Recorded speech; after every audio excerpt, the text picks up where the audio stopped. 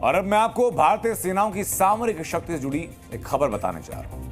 ये खबर आपको वो मेगा प्लान बताएगी जिसने इंडियन आर्मी और नेवी के लिए तैयार किया गया है। रक्षा मंत्रालय ने सेना के लिए 1 लाख करोड़ के हथियार और उपकरण खरीदने का फैसला किया गया। ये सभी हथियार भविष्य की जरूरतों के हिसाब से बनाए जाएंगे, जिनमें स्टेल्थ तकनीक से लेकर हथियारों को आर्टिफिशियल इंटेलिजेंस से लैस करना शामिल है।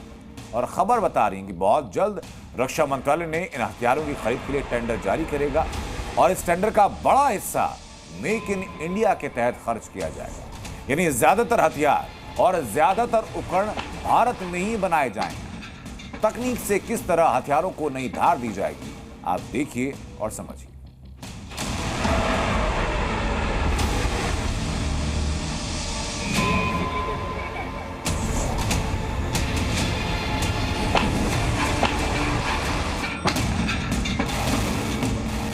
फ्रिगेट नौसेना के बेड़े में शामिल वो जहाज जो न सिर्फ एयरक्राफ्ट कैरियर और ट्रांसपोर्ट शिप्स को सुरक्षा देता है, बल्कि जरूरत पड़ने पर तेज गति के साथ दुश्मन की पनडुब्बियों और जहाजों पर हमला भी कर सकता है।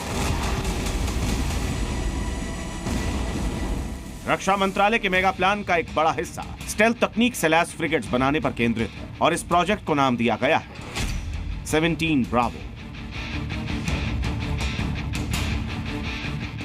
इस प्रोजेक्ट से जुड़ी जानकारियां भी आपको बताएंगे, लेकिन पहले समझिए स्टेल्थ फ्रिगेट होता क्या है।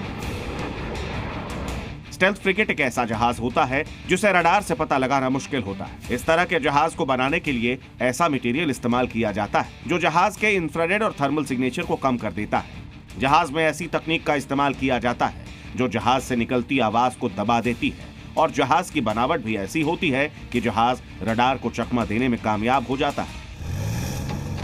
भारतीय नौसेना के साथ साथ भारतीय सेना के लिए भी मेक इन इंडिया के तहत FCRV बनाए जाएंगे।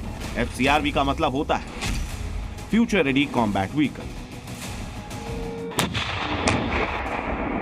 अभी भारतीय सेना की आर्मर्ड कोर में सबसे ज्यादा T-72 टैंक्स हैं। इन टैंक्स की जगह अब 1700 फ्यूचर रेडी कॉम्बैट व्हीकल्स लेंगे।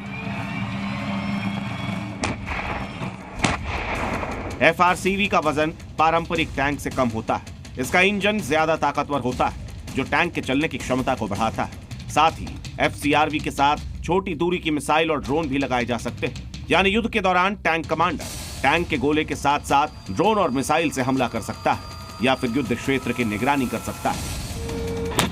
भारतीय सेना इंटीग्रेटेड थिएटर कमांड की संख्या बढ़ाने जा रही है। ऐसे में फ्यूचर रेडी कॉम्बैट व्हीकल जैसे उपकरण सेना की ताकत को बढ़ाएंगे। ब्यूरो रिपोर्ट, जी मीडिया।